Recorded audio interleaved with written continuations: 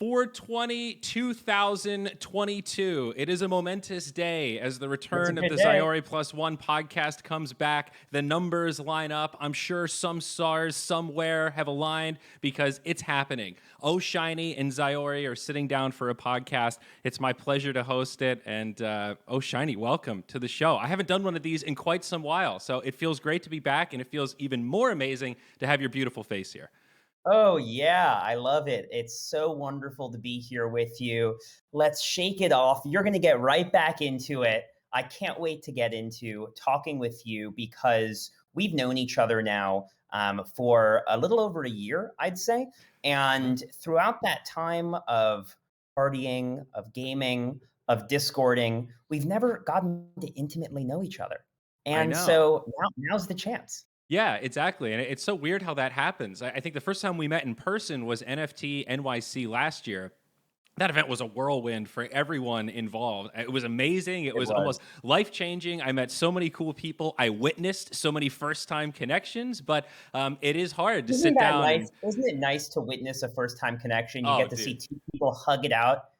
Yeah. They've known each other online for a year, years. Actually, the party that we attended together, the Axie Infinity party, that party had relationships that had been building for 4 years, where a lot of those people had never seen each other. And there's something just so beautiful about knowing someone so intimately, never having shared that in real life connection, and being able to have that moment.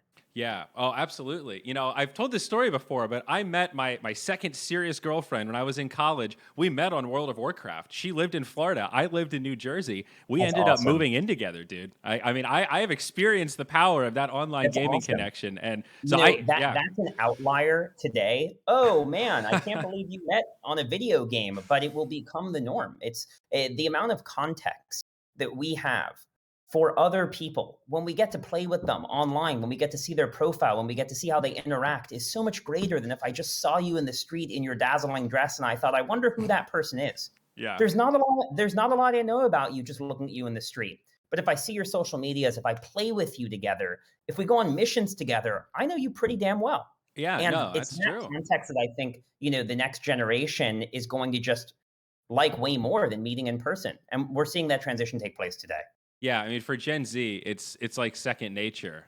It's pretty incredible, and it's weird to think back. I mean, I'm only 32. I'm not that old, but when I was in university, over a decade ago, it was kind of a different time. I mean, I was really not that nervous about being catfish. It was kind of funny that when I was still with that person, that show Catfish on MTV came out, and we watched it together. It's kind of like, wow, I guess we're sort of lucky that this didn't happen to us. But that was very eye-opening. Like, we really naively didn't consider that as really a strong possibility. So it is amazing how much times have changed. And I mean, there's a dark side to everything. We see it with the internet, we see it with Web3. Tools are tools, and different people can utilize them for different intentions, right? Yeah. What I always say to people that are getting into the Web3 space right now is that a lot of those easy onboarding tools, those consumer tools, they're not here yet. Mm-hmm. They'll be here in a few years. And if you want to come back when it's easier and when it's safer, come back in a few years. But if you're willing to dig in and learn the hard things, you have a lot to gain from being here so early. Yeah. No, definitely. So I have kind of a unique audience here. I have some old school Dota people, some Web2 gamers that really haven't embraced Axie or blockchain yet. And then obviously there's a lot of Web3 and blockchain people. Evil NFTs. Yeah. I'm ready to talk about them. Yeah, totally. I mean, I think it's important to keep in mind because I do have a bit of an intersection there. And I think there's a lot of people that they're actually in the middle, that they maybe don't say it loudly. They're maybe lurking in silence, but there are people that are curious and they haven't made up their minds yet. That they definitely understand that it's early, they understand it's complicated, and they feel like they don't have the time or the bandwidth to really make heads or tails of it. So I guess, look, for people, not to cut you off, but for people that are on the line that aren't quite sure about NFTs, for the people that are super far away, all of those people are going to get turned onto NFTs as soon as it becomes relevant for them. And we were very lucky that we saw NFTs early enough and they resonated with us. We thought, oh man, as a trading card player, I get to finally own my trading cards again. I used to own them in the physical form when I played Magic. I got that taken away from me when I started playing Hearthstone. I wasn't able to buy and sell them anymore or trade them with friends. And now I can do that again. And so trading card players, I think, are going to have a really easy time understanding this. For Axie Infinity, if you could sort of grasp, oh, I have this asset and I can use it in this ecosystem and it can reward me for playing as the gamer instead of just rewarding the producer, that's amazing. But people are going to see this on their own timeline when it becomes relevant to the type of gamers they are. Hmm.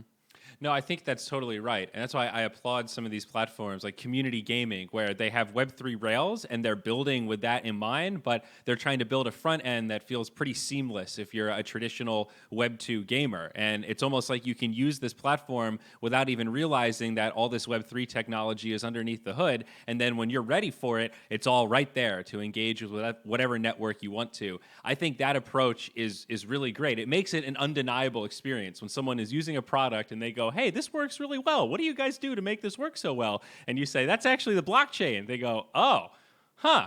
That's kind of weird. I didn't think it could, like once they experience it, it's not theoretical anymore. It becomes practical. And do you notice how your explanation for it was, oh, that's actually the blockchain? Right now, we're in this phase where we tend to say that's the blockchain first while we're explaining it, or those are NFTs. And that doesn't mean anything to so many people. Like, show me how to use it, show me why it's benefiting my life. And then if I ask, oh, blockchain's behind that, NFTs are behind that. And that's the flow that most people are going to get. Yeah. I also think it's going to be integrations that are sort of a hybrid approach. Like we've learned from Axie, the original model for land was tokenize everything. Every resource is a token. And the more data we've collected and the more time has gone on, it's like really what makes a powerful game is having a balance where not everything can be bought. Some things are soul-bound and progression-based in terms of time investment and that human resource of your attention. And balancing that with tradable resources or skins or upgrades or whatever else, that's really where the magic happens, and finding that intersection. And probably for different genres and different types of games, that intersection looks a little bit different. And I think that speaks to how early we are, because a lot of these genres still are completely underexplored. Like Axie's a card game. That's really great. And as you said, that really does feel like a good fit. But there's a whole lot of other games out there that really haven't quite cracked the code on how to meaningfully integrate NFTs and blockchain yet. But I think that balance is really what we're finding is going to be key. We're even seeing it with Axie Origin too, now with the moon shards. Having that one soul-bound element really helps maintain a gameplay priority, I guess is a way to say it. Yeah, we're all experimenting. And if you understand the value of being a participant in an ecosystem and not just a consumer, then like it's going to be better over time to be someone who actually owns your assets, who actually gets value back from giving value. But there's so many unanswered questions. How do you build a balanced economy in an open world? It's sort of like building your own country. And we're not quite there yet, and we're not going to figure it out in a year. And that's early days. And again, you have the opportunity to participate in those early days and help us define and figure out what the hell we're trying to do here to build sustainable economies of scale. Or you can just wait it out, and that's cool also, and come join us in a few years. Yeah, totally. So talk to me about your Twitter Spaces a little bit. I know you've been taking a hiatus, right? You've really risen in popularity, though, especially over the last year. You've done a really good job amplifying different projects, and I think you have you have a really unique lens, though. And I know you talk about it, but I think you try really hard to not shill in the traditional sense of that word, and really just try to amplify projects that have real people behind them and are actually doing things. And that's like that kind of curation is really important. I think of you as like a digital curator. So what was the inspiration for that? How did that experiment go? And then I guess talk to me about the hiatus a little bit. I appreciate you saying that about the show. I mean, I come from day one of the NFT space. I've been here for over 4 years now. And when I joined the NFT space, there were no flips occurring. People weren't making a quick dollar. There was this new technology, and all of us were just curious what the hell we could do with it. And I've been so lucky to be in the middle of this explosion of interest now and utility, people finding ways to apply NFTs to their own life, to better their own life. And in the process, I've gotten very passionate about helping to tell everybody, hey, look, there are people changing their lives. There are people using this technology for the better. And that takes having a very long-term view on the industry. And the best thing that I can do to break through the noise of everyone saying, go to this project or double up on this project, is to introduce you to the people and the projects that are here building for the long term, that you know are going to be there next year or in 2 years, let alone like an hour from now when that project you were just getting shilled by your friend got mugged, right? Like Yeah. bringing that stability is really important to being confident participating in this space. And that's always what I've tried to do with OhhShiny and the platform that I've been building. It's an educational platform. It's to help bring people in. And the truth is, I started it to educate myself. Who can I meet in this industry that are doing really cool things? Who's using this technology in a new way? Who is from a part of the world that I don't get to interact with a lot? What are some of the cultures that I'm not used to seeing? And how do I get to learn about what their experience with NFTs are? That was really the main reason I decided to get into the OhhShiny Show, start having this show. I didn't know that all of a sudden I'd be 150 episodes into it like that. I didn't realize doing a daily show takes a lot of energy, but I'm so proud of the work that we did. And so we did over 120 episodes in just over, I think, 4 or 5 months.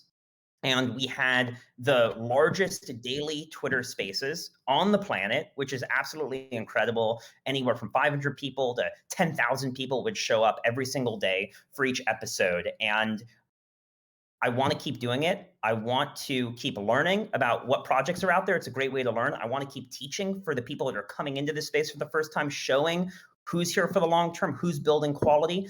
But to do that, I need to change the format because every single day, an hour a day, doesn't let me actually find the most talented people, doesn't let me plan enough. And I also think that reducing the amount of episodes, changing the format a little bit, also brings a different air to it. I can bring a different audience out. I can plan bigger speakers farther in advance and do all these micro changes that I believe the OhhShiny Show deserves to really hit the global population and hopefully bring in as many people as possible into this incredible space. Wow. Yeah, that is a lot. I was going to ask as a follow up, how do you do that curation? Like, did you have a team of people that helped you identify folks? Is that just a lot of time scrolling on Twitter? How much of that comes from inbound of people reaching out? How hard is it to sort the inbound of people reaching out? Because I'm sure once you hit that level of popularity, you get all sorts of requests of people that want to come on and shill, right? Like, My DMs are a garbage yeah. fire like you would not believe.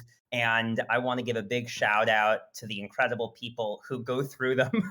My life would not be the same without you. I think being in this space for so long has allowed me to develop this contact list of people who I know are high integrity. Mm. And it started with that base. Who are the people that are high integrity? Who are the people that have been here for years, that are educators already? And from there, getting on their friends and hearing about new projects, bringing them on. And then all of a sudden you hit an inflection point and people start coming to you because you're sort of the only person that's delivering a differentiated message in the space, like leading with education, leading with context, being more long-term focused. Of course, we brought on people to help with the show.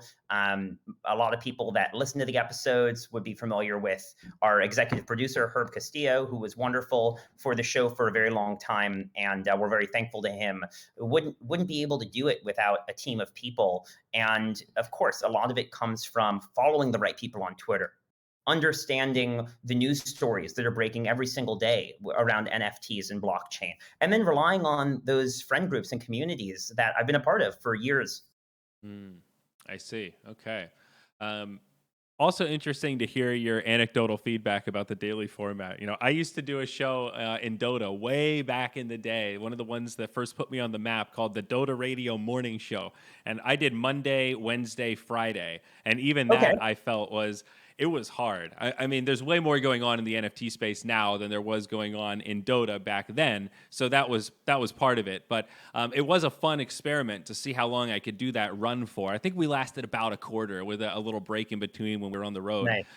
And even weekly podcasting, I found that cadence hard to keep up with. And that's why we started doing Axie Tuesday like every other Tuesday. I said, I need that week off so that every Tuesday I come back hungry to do the interview. I don't want it to ever feel like a chore mature or where I don't have Right. interesting things to talk about. And I found that Yeah, every other it week depends on cadence. the content Yeah. also, you know?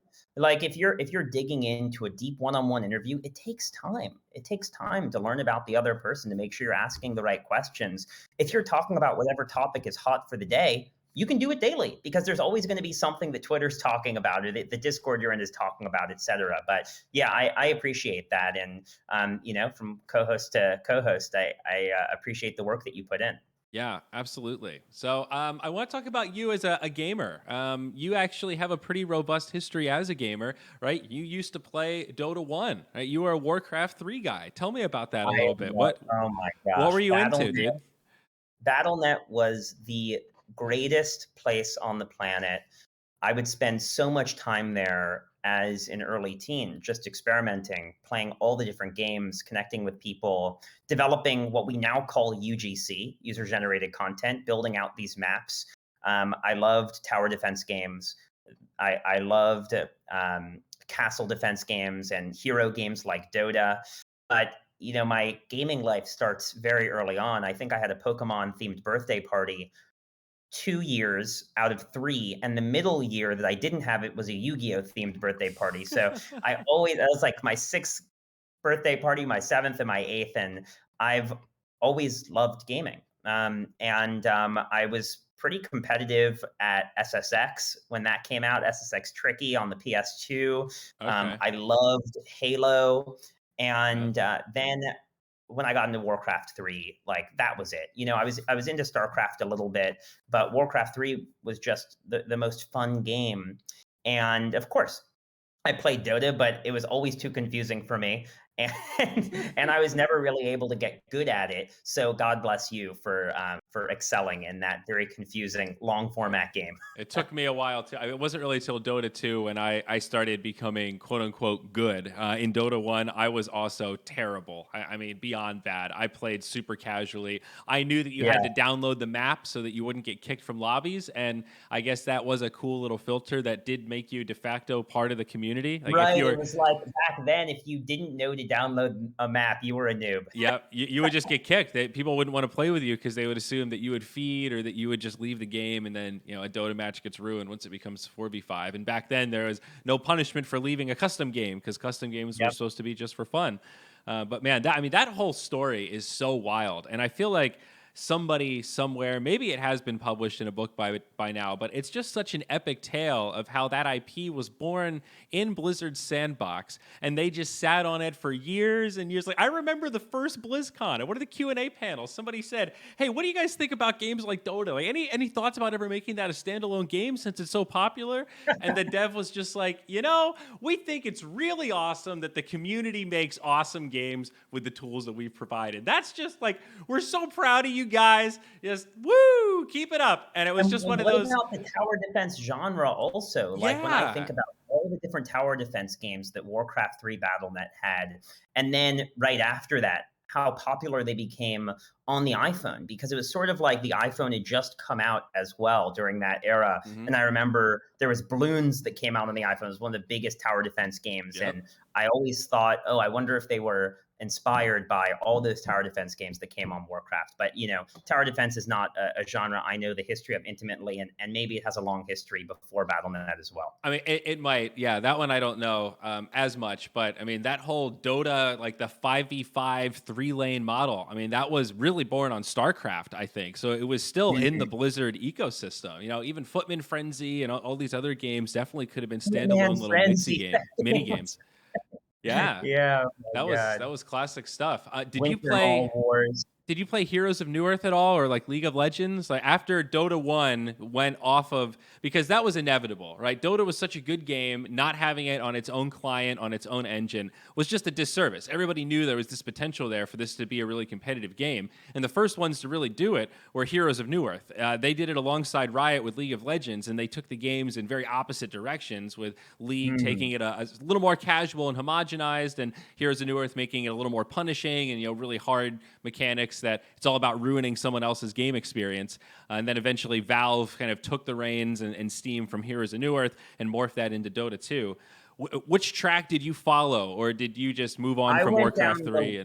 That was Yeah, it. I went down the lol track, but Okay. I never got really good at it. Actually, funny story is that there is this website online where they pair you with coaches for gaming. Oh. And the Pokemon MOBA came out. I don't know if you played it at all. Yeah, And yeah. I I'm a started veteran. playing it. It's fun. It's Yeah. a fun game, and, like, Pokemon is the greatest IP ever, and so playing with these Pokemon characters is a blast, and I thought, "Why not? Let me just pay for 1 lesson," and, man, did I not have a fucking clue how to play MOBAs before this lesson. I did not realize anything. I thought it was like, you're attacking in that lane, and that's it, and the hero does some different things than other heroes. But little did I know how much strategy is involved in being aligned with your team, understanding what monsters release at what time period, making sure that you're doing all the housekeeping, Mhm. collecting the items that need to be collected, killing the beasts that need to be killed, making sure that at a certain time, all of you are rallying down, rallying up, you're rallying in the middle, you're going and attacking. And man, that gave me a deeper appreciation. Yeah. Definitely, they're very high urgency sense of games, and or high sense of urgency games rather, and that's definitely something that appeals to certain types of gamers. And there's something about that that keeps you coming back because it's like you can never play perfectly. So even if you win, you still have that feeling of like, yeah, but I could have done better. Yeah, but he still got me that one time. It's almost impossible to have like a perfect game when you're playing MOBAs. Similar in FPS games, I guess. Mm. What are you playing these days? Are you getting much gaming time? Because I admit I actually don't play games that much anymore. I play a little Axie. I actually play a little Pokemon Unite, and then I play the game of watching Netflix before bed. I've gotten old, dude. Yeah, I wish I had the time outside of console video games. I also love poker. I love Texas Hold'em. I've played in the World Oh yeah, Series, and I've cashed in the World Series before, which was a major accomplishment for me. And dude. so I'm actually I try to play poker from time to time. I'll play. There's so many apps now. You can get a friend group together. You all put up $50 or however much you want to put up in a prize pool, and I just put Texas Hold'em is just a great game that I will always go back to. And the truth is Agreed. that Texas Hold'em really was a foundational game for me. It was a game I always came back to. When I was younger, my dad had an account on one of these poker sites, and he used to leave in the middle of a tournament. He wouldn't have the patience for it, like a $15 tournament with 3,000 other people playing. And he'd say, Shiny, why don't you go sit down and finish this game for me? And all of a sudden, one of those days, I'm much younger, and he goes out and he comes back, and I place third in this tournament. I make like $7,000, and I couldn't believe it. He thought, okay, maybe he's pretty good at poker, but this situation is not acceptable. I'm letting this early teen play my poker account, and he's actually getting good. And so we made a pact that when I turned 21, he would take me to the World Series. And so Wow. for years, I played poker, and I just loved playing, and I was pretty good at it. And then we went together as a father son duo and played in the World Series. Of course, you're at different tables, but end of day one, so the World Series, it's like day one, half the people get dropped. Day two, another half of the people get dropped. Day three, another half of the people get dropped. And then it goes incrementally from there. And so day one, the most amount of people are getting axed. And him and I, unbeknownst to each other until we walked out of the tournament hall, both were like neck and neck on the leaderboard. We both had an above average amount of chips, and our names were like right next to each other. And I'll Wow. never forget that moment, like leaving the tournament hall. My dad and I just survived day one, and we were both right next to each other on the leaderboard. It was one of the great feelings, and only a game can do that. Yeah, that's incredible. Wow, that's an amazing story. I actually agree that I think poker is an amazing game. Like Texas Hold'em specifically, that is a game that very much taught me like risk assessment, learning how to play that game and really learning it, like grinding like one or two table, like or two or three tables rather at the same time, learning to understand expected value. Like I'm probably not nearly as good as you are. It didn't come that naturally to me, but I probably put a couple hundred hours into poker, you know. So the more you Okay. read, the more you practice, you start to get a feel for some of the patterns. You can start to do a little mental math on some basic expected value. And when you play in tournaments, you experience these simulations that are very much like real life. Like I think every aspiring poker player has had that moment where they're playing in a deep stack tournament and they just slow bleed out all the way down and they never shove or never take any risk on any hand. And at the end Right. of it, you're I just like, should have shoved earlier. yeah, my strategy was to play safe and not take any stupid risks, and I didn't, but I never won anything either, and that really sucked. All I did was just lose a couple hundred hands for a few hours and then get eliminated.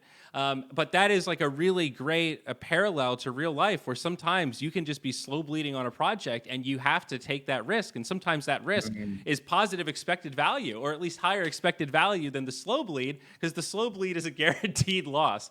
And Yeah, that's I think that's a great perspective. yeah, you know, that's just one example of like a very basic parallel that maybe sounds silly now, but when you're 21 years old and you don't have a fully formed brain yet, and you're still figuring out like how to really analyze risk on a high level, both personally and professionally, being able to see it in games like that really helps open up those doors, or at least it did for me. So, Absolutely. um, It's what games teach you. They are simulations of moments where you're dealing with stress or anxiety or confidence, and you get put in your place, you get to perform, you get to be lauded, you get to be shunned, and these are all things that help out in life. And to your point, like these games themselves are learning experiences. They have definitive endpoints, but our lives we look at so abstractly sometimes that it allows us to skirt by.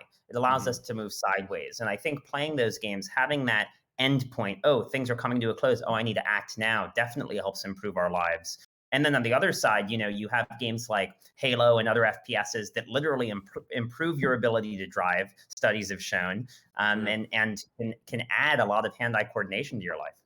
Definitely.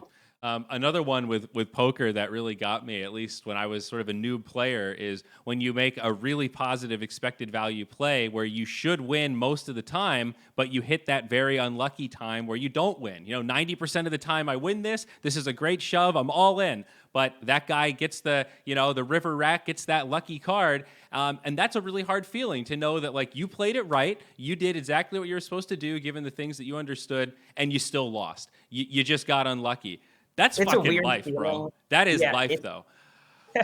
it is, and there's no more brutal feeling than walking away from a table telling yourself you played it right and being down hundreds or thousands of dollars anyway, even though you played it right. That Yeah. is brutal. Yeah, but I mean that happens in business all the time, right? There is certainly a degree of serendipity to life. You know, anybody can get lucky, but I think what separates luck from skill are the people that quote get lucky over and over and over again. You know, the more times you get lucky, I think that's more demonstrative of being able to seize opportunities. You know, identify And opportunities and preparation. yeah, position yourself appropriately. Yeah. Where would you say on a scale of 1 to 10 you rank yourself in terms of luck? Oh, 10 that's a being great the question. most lucky, 1 being the least lucky. I have to be an 11 out of 10.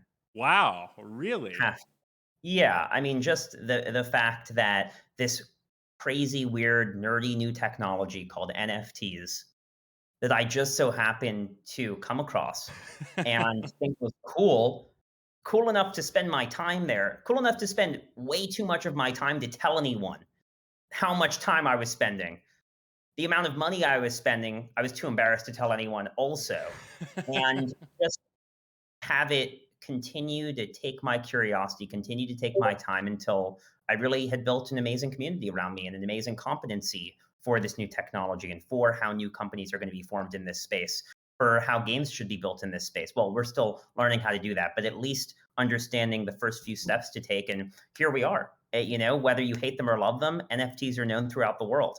And I couldn't be more thankful to be in the situation I'm in today. And it's entirely fucking luck. Yeah. Wow. No, I mean, that is a pretty amazing perspective. And I oscillate back and forth because a lot of times I do feel lucky. And then other times I do feel like, yeah, but is that luck also combined with perseverance and getting up after falling down a lot of times and sort of thinking about things in a way that's like, I was kind of right. Like I watched blockchain for a long time before I invested anything because I was too timid. But looking back, it's like, no, my head was in the right space. I shouldn't have let people that didn't know what they were talking about talk me out of mining or investing or, buying things or doing whatever I was going to do. But outside of that, it's like, in 2018, when I was trying to make that little crypto geodes game on the blockchain when I first met Alex and got introduced to Axie Infinity, it's like, I thought what I was making was kind of stupid. All my friends were ragging on me. All my Dota guys were like, you're just looking for a cash grab. You're trying to make some scam blockchain game. This was sort of before NFT was a term. I mean, we just called the little geodes on the blockchain like blockchain stuff. Just they were just code on the blockchain. We didn't really have a word for it. We didn't call them NFTs back then. And we gave up because we didn't know how to build the thing that we had designed. And we felt like Axie had already beat us to the punch. Like, look at this amazing IP. They're already doing everything that we're doing. Someone's figured this out. And then here we are 4 years later. I feel so silly feeling like, letting people bully me for having a vision in blockchain and telling me that I was a scammer when I was really a visionary, dude. The things that make us unique and weird that the world tries to beat out of us to be normal. If you just hold on to those things, people will love you for them. People will respect that weirdness and appreciate those unique qualities that you have. And it's something to remind young people because it's so easy to lose those things out of fear, out of self-consciousness. I remember when I was 13, going and learning about Bitcoin for the first time and going on Mt. Gox, which was a Magic the Gathering trading website, which was trading Bitcoin at the time. That's bonkers. By the way, think about how the beginning of this industry intersected with gaming. Yeah. Right from the start, Mt. Gox was the place to buy Bitcoin. Very few other places. And they asked for my social security. And as like a 13-year-old, I didn't know my social security. I also didn't trust any website that was asking my social security. So I missed that opportunity. Of course, Mt. Gox got hacked. Over 90% of the Bitcoin on it were lost. But still, that one opportunity I remembered, and I thought, next time blockchain comes up, I'm not going to miss that opportunity. Thankfully, it happened shortly after that, and I've been either ancillary to it or very deep in it ever since. Wow. Any NFT regrets, either buying or not buying? I guess regrets either way. Anything that got away from you, like. I always remember Psych Out, he sold some apes pretty early on that ended up being quite valuable.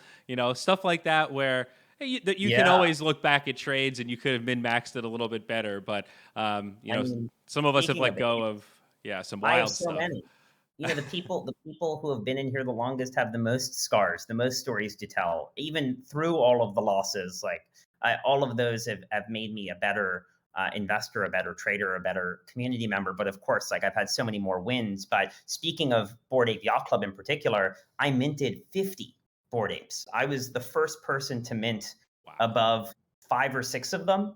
And keep in mind, they were 0.08 ETH, so a couple $100 each. And now they're worth an average of $350,000 each. And I had 50 of them at one time, but sold them off. Almost all of them. I still have one of the ones that I minted, and I have a couple others that I was able to get since mint happened, 9 or 10 months ago. But I just didn't understand what the project could be. I was excited about doubling my money, quadrupling my money, 8 times my money. Oh, I'll sell some here. I'll sell some here. I'll sell some here. I'll sell some here. I don't have any more to sell. And then it goes like that all the way up, so that's definitely a regret. I think in this game, the dead man's wallet wins. Don't touch it, watch it, let it rise. It's so hard to think that you're going to make all the right moves, that you're going to be that great trader that makes the right flip. If you believe in something, just hold on to it. That's my advice.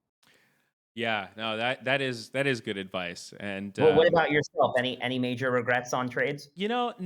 Nothing too big. I overpaid for my Megatoad. That one is a mini regret just because when Megatoads happened, they're related to the Subduct project. I was with Cloud White before that Axie meetup. I think it was in Miami, and I watched him mint the first Megatoad, and I mocked him profusely. I was like, "This is the stupidest thing ever. You're just like the miners win at this game, dude. You're just a transaction fee fees all over the place. What is this? And I didn't get it. And then a few months passed and I couldn't get this Megatoad out of my head. And I felt like I had to mint one. I think I minted 671 or something in there. There's only 1,000 of them, right? And I made a cool one. It's all pink. It's got the Mad Lips eyes and stuff. It's pretty wild. I paid more than I should have, but I really like it. The DIY NFT, the hunt of finding the right parts. That's what matters. If you like it, you like it. Yeah, it was so cool. So it was a regret not doing it earlier, and also a regret just making an ass of myself, like not being open-minded about it, and instead just immediately going to like, hey, Cloud White, and like poking fun at him. When, of course, he was totally right. You know, he was onto something, and he was just ahead of me. Cloud White, he's always right, and he's the reason I got into Axie. Yeah, I was able to talk to him very early on, and I'd seen Axie, but I hadn't gotten it. I wasn't convinced about it. All of a sudden, he goes and gets a tattoo on his back. There are only a couple hundred people in the Axie community, and this man was wild enough and out of his mind enough to get a tattoo of an Axie. The game had barely any sales. No one was supporting it. He has a tattoo of it on his back, and I thought, you know, anyone who's crazy enough to do that must be willing to do it for something worth spending 5 minutes of my time. And those 5 minutes turned into 500 hours, turned into being in a part of an incredible community of early adopters in the NFT space, you know, and I'm so thankful that he was able to pull me in with his craziness. Yeah. Oh, totally. My only other regret, like in the blue chip universe, I had an opportunity. I was trying to find someone to split an ape with because I couldn't afford one myself when they were around 30 ETH.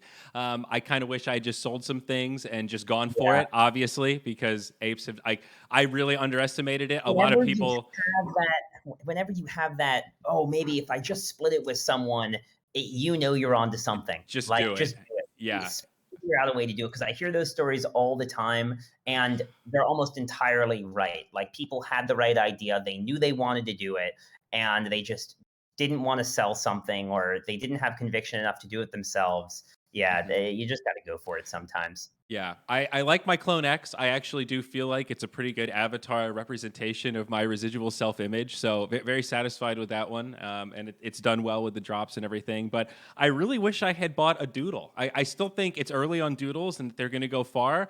That's like the next big ticket purchase I have in my sights. But I really need to save up. I bought a lot of stuff last year. I got to slow down a little. I bought a lot of Axie collectibles as well. I think I'm good on Japanese Axies for a while. But yeah, doodles are way cool. Again, with Cloud White, I remember him saying, like, I really want to buy a doodle. And I said, I don't know, man. There's a lot of doodles out there. And that was maybe one of the stupidest things I've ever said in my life. And now I'm looking at doodles like, God, I wish I had one. And I look at some of the really prime ones and like, man, this is a really cool collection. I like what this represents. And I mean, I'm talking to the right guy. I mean, you've got a super badass doodle, right? Is that still your PFP? It's still my PFP, and I'm just so lucky that the artist behind Doodles, Burnt Toast, made me mine custom to look like me, which is incredible. I think either I told Cloud White about Doodles or somehow he ended up in the Discord in the early days, but I knew the founders of Doodles before they launched.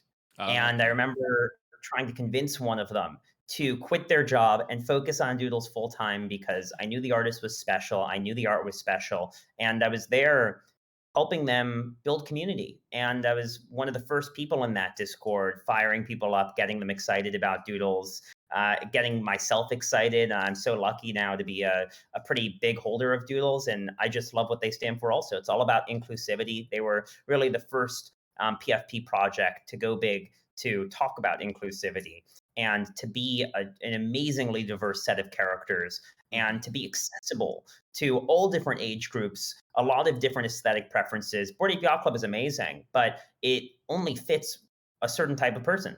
And I think Doodles appeals to a lot more types of people, and that's what makes it special. And of course, I don't know if you saw what they did for South by Southwest, that incredible experience. Yeah, I mean, I really like the Doodle team. Shout out to them. And I just can't wait to see what they have cooking as well. Yeah, I was going to attend South by Southwest. I was moving in that time, and I could have gone, but I took some extra days to move. I don't regret it, but that event was so awesome, and I wish I could have seen it in person. It was really motivating in terms of what you can do in a physical space and really build it out.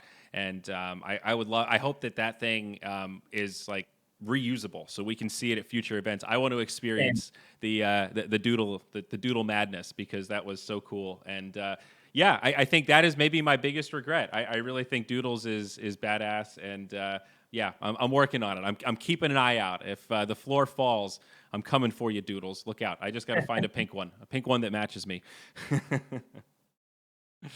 Anyway, gosh, where are we? You got me thinking about Doodles and all these other NFTs. Anything else you got your eye on these days? Any other projects that are high on your watch list, or worth a shout out? Yeah, I mean, I try not to shill. There are a lot of projects I have my eye on, but really, at the end of the day, what I recommend anyone doing is going into their Discord of the project that you like, and figure out if it's a group of people that are nice, that Mm, are your vibe. Like, start with the people, because they're the ones that are going to be the advertisement for that project. They're the ones that are going to be out there selling it. Try going into a Discord and asking a question. Does it get responded to? Do people say hi? mm, And of course, figure out sort of what's the reason for being with that project. Like, dude. what's their goal? What are they trying to create? Is it a product? Is it something that will turn into an avatar? Is it a clothing company like Azuki's trying to do a clothing company? Mm-hmm. Is it a media company? Are they trying to do films and comic books like Punk's Comic is trying to do? There's so many different types. And it's not just about hype or excitement. It's about, is this really a community I want to join, and something I can see actually happening? Because right now we're in this phase of excitement and all these projects are brand new, but eventually they're all going to have their own product offering. They're all going to have their own company direction. And you need to make sure, like, oh yeah, it's cool now, but am I interested in being a part of this media company? Am I interested in being a part of this clothing company? Like, make sure that aligns to you. So no direct PFPs that I love that I want to shout out, but take that time I and love that, dude.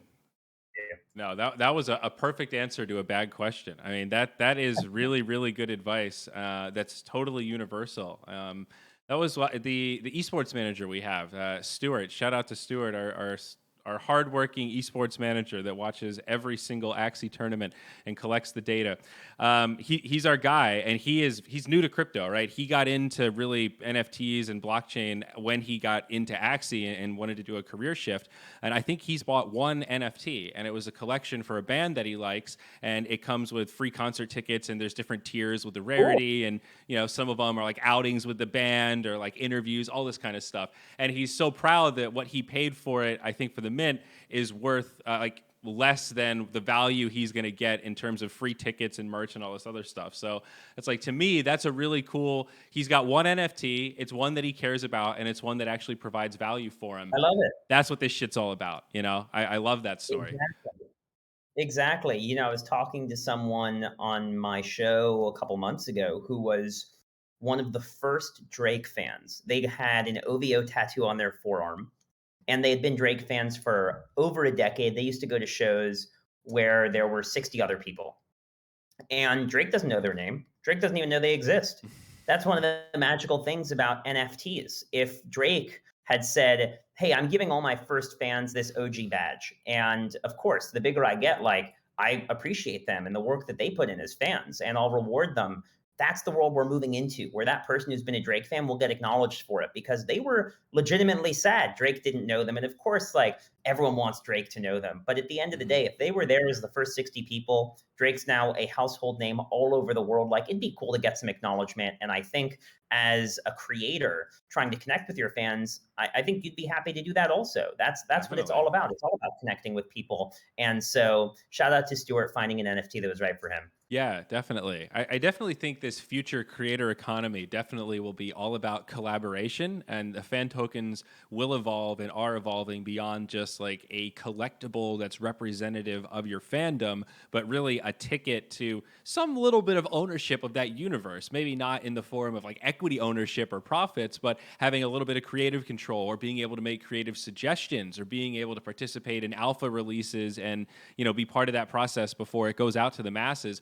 All of Or, these little or what things. about this? What about, oh, you're a Drake fan? I'm a similar artist who wants all your Ah, fans. I'm going to airdrop you free shit. I'm going to try to incentivize you to get to my show. And so, for just by showing the interests you have, other people can see that and reward you for it also.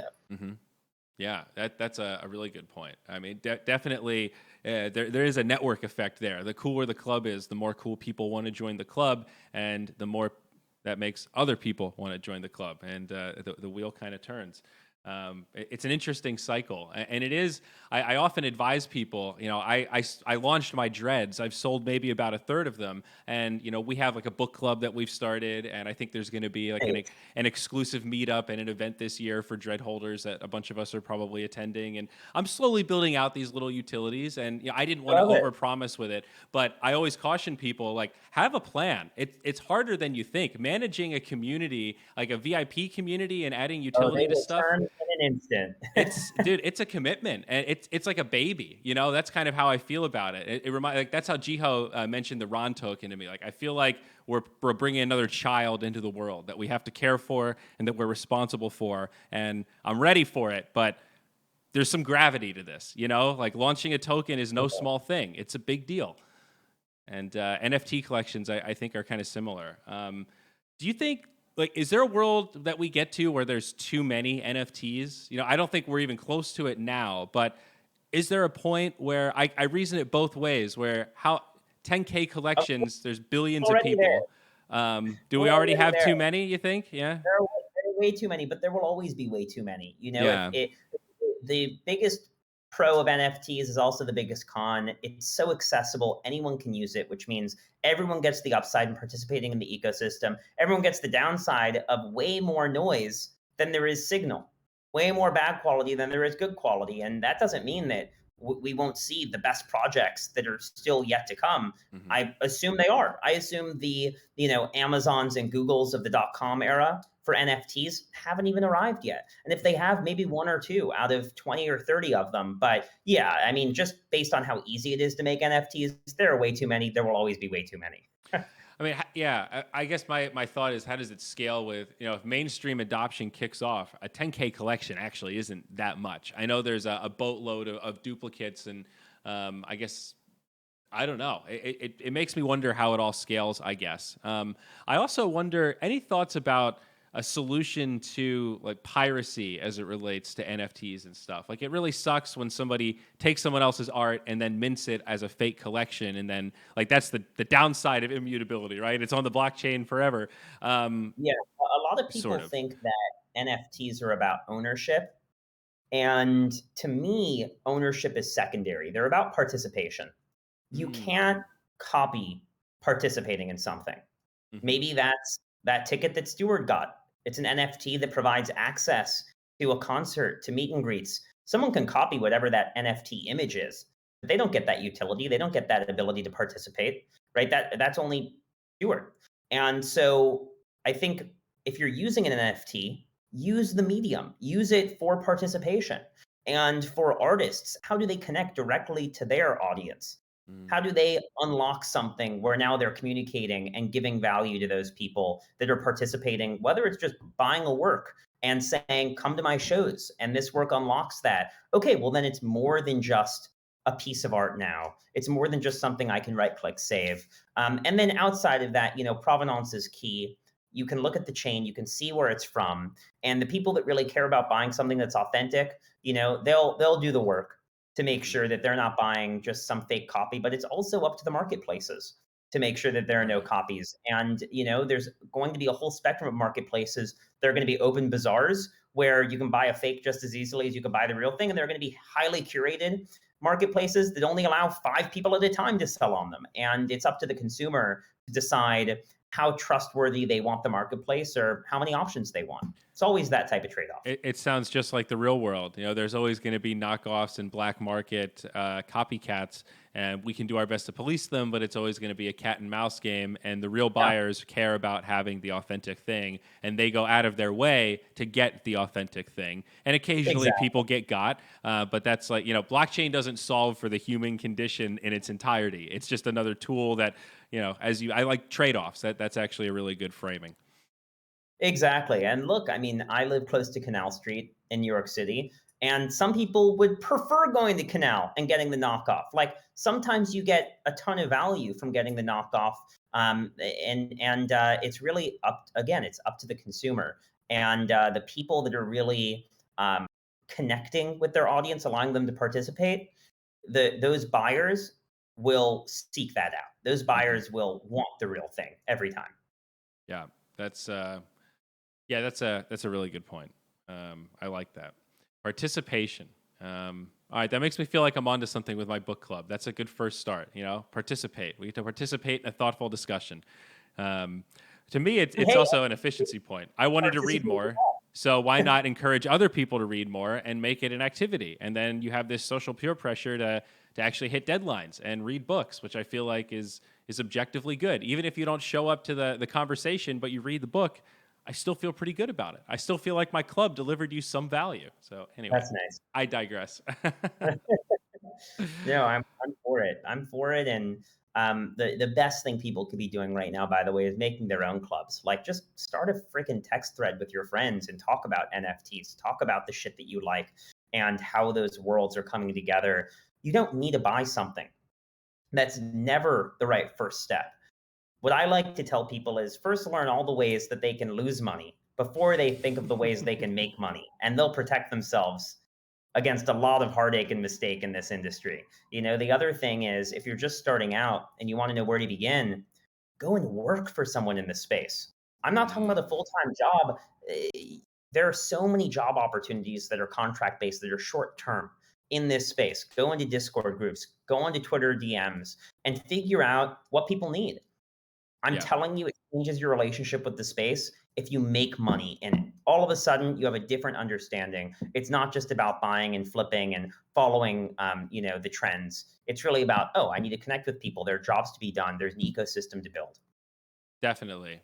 That sounds very similar to the starter advice I often give people, which is take $100, throw it on Polygon, and just start playing around. Just start swapping some tokens, try some different pools, do some LP. Just get a feel for it and start to get that sense that your wallet is not going to bite you. Get comfortable signing transactions, and Yeah. it's amazing that you can do that now in these different sandboxes where it's fast and affordable to just mess around with some nominal amount of money, $50, $100, something like that. It's not about investing as much as just investing in your time and your knowledge and getting comfortable and make demystifying the technology. There's something about human psychology where we're all always a little bit apprehensive to doing it the new way. All things equal, you'd rather just do it the good old fashioned way that you know how. And it takes some of that discipline and logical effort to get over that and push and say, no, this is a better way and it's worth learning and I'm going to learn it because this will unlock more efficiency. Like that is hard. Doing that process in and of itself is a bit of a skill, I think. Yeah. Keeps your brain young. Good way to say it. So, getting towards the end here, anything that you feel like is underutilized in NFTs right now? Like, I follow somebody who's trying to get into like the NFT movers, like dancing. I think music is starting to find a Love place on the that. blockchain. Love Um, that. Yeah. Yeah. Anything I think else? Like, should I publish my next book on the blockchain? Like, any crazy innovations that you're envisioning here? I think that we are so underexposed to niche communities in the NFT space. And that doesn't mean that those niche communities don't exist. It just means people haven't tapped into it. Where are the foodies? Where are the yogis? Where are the travelers? Right? Like, where are the activists? Actually, there are a lot of wonderful activists in the space, but I think bring your passion and you can be one of the first people to start up a community in the NFT space for that passion. And when you're here on the ground floor talking about that passion, every time someone new comes in with that passion, they're going to join you. It's the perfect opportunity. And so, yeah, there's so many things to get into. I think I'm particularly excited now about decentralized science, and Whoa. how there are scientists coming together and sharing data like never before, sharing results like never before, decentralizing data so that you actually own your health records. Like, that's some crazy shit that we don't own in America, at least. So many different topics that deserve to be here but aren't yet, that you, the listener, can start right now and crush. Yeah, wow. I do feel like NFT collections are perfect for restaurants. Like they have a product with regular customers that people like. You can reward regular customers in a way that has a value Hospitality, proposition. that's the beginning of that. Yeah, for sure. Yeah. Bands as well. I mean, I think that's another one where the collection is just perfect. You have all these fans, they're right there. You have a product that they already spend money on. They want more access to you.